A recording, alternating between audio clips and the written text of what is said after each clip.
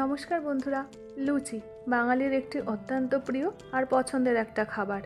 আর সঙ্গে যদি থাকে আলুর দম বা কষা মাংস, তাহলে তো আর কথাই নেই।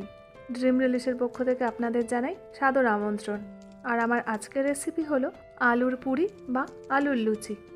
চলুন তাহলে রেসিপিটা শুরু করা যাক।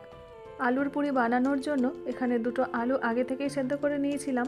এবারে আলুটা একটা গ্রেটারের সাহায্যে গ্রেট করে নিচ্ছি। আর আলুটা যখন পুরো গ্রেট করা হয়ে যাবে তখন এর মধ্যে নিয়ে নিচ্ছি 500 ময়দা।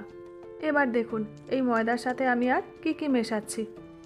প্রথমেই দিয়ে দিচ্ছি স্বাদ মতন লবণ, 1 চামচ চিলি ফ্লেক্স, 1 চামচ জোয়ান। তবে জোয়ানটা কিন্তু আমি এইভাবেই দিয়ে দেব না, হাতের মধ্যে একটু ঘষে তারপরে জোয়ানটা আমি দেব, তাতে জোয়ানের ফ্লেভারটা খুব ভালোভাবে ইনক্রিজ হবে।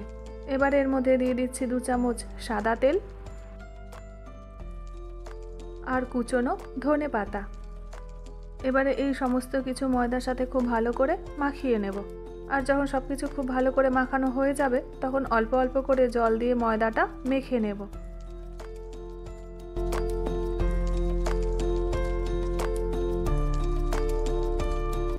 এই যে দেখেছেন, ঠিক এইভাবে মাখতে হবে, খুব বেশি নরমও না আবার খুব বেশি শক্তও না। আর যখন এইভাবে মাখা হয়ে যাবে তখন ওপর থেকে কিছুটা সাদা তেল মাখিয়ে নিচ্ছি, তাতে ময়দার ওপরটা ড্রাই হয়ে যাবে না।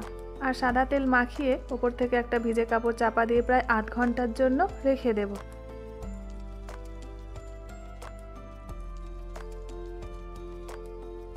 আধ ঘন্টা পর চাপাটা খুলে এবারে ময়দা থেকে আমি ছোট ছোট লেচি কেটে নেব।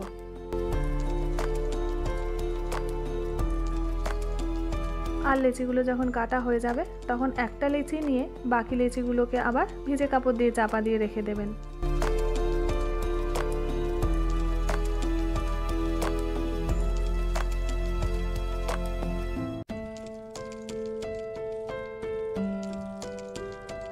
এবার এদিকে লুচিগুলো ভেজে নেওয়ার জন্য কড়াইতে পরিমাণ মতন সাদা তেল দিয়ে দিয়েছি। আর লুচিগুলো ভাজার আগে তেলটা কিন্তু খুব ভালো করে গরম করে নেবেন।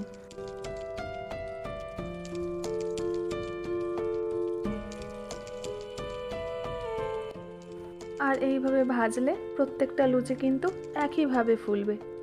আর এরকম ফুলকো ফুলকো লুচি দেখে লোভ সামলানো কিন্তু ভীষণই মুশকিল। তাহলে দেরি না করে বাড়িতে আপনারাও এভাবে বানিয়ে ফেলুন আর এনজয় করুন গরম গরম ফুলকো লুচি।